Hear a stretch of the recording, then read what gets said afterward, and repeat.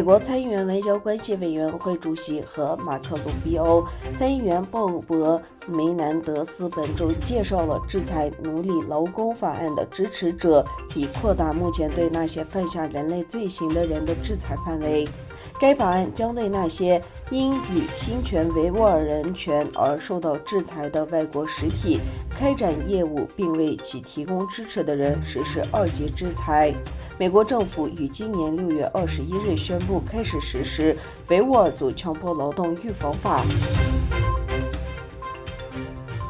美国众议院议长南希·佩洛西本周访台之后，中国解放军宣布在台湾周边海空域实施军事演习。台湾国防部周六在官方脸书页面，国防部发言人表示，6日上午侦获多批中共机舰与台海周边活动，部分逾越海峡中线，研判是模拟演练对台湾本岛实施攻击。台军方统计，昨天总计49架次快慢战机在海峡中线活动。台空军宣称，除派遣空中巡逻兵力应对，同时实施了广播驱离、防空导弹追歼。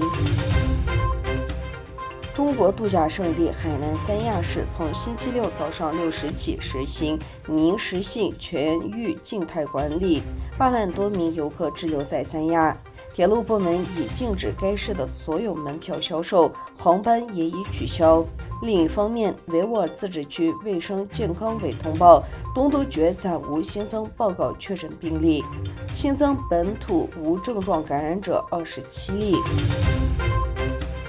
台湾中山科学研究院副院长欧阳立新星期六早上因心脏病发，在屏东恒春的民宿中猝死，终年57岁。这起猝死事件奉洽台湾政府面对北京的入侵威胁而努力提高导弹生产的时候。自周4以来，中国一直环绕台湾进行密集的军事演习，来报复美国众议院议长南希·佩洛西本周早些时候对台湾的访问。据欧阳立行的家属透露，欧阳立行患有心脏病史，且装有心导管支架。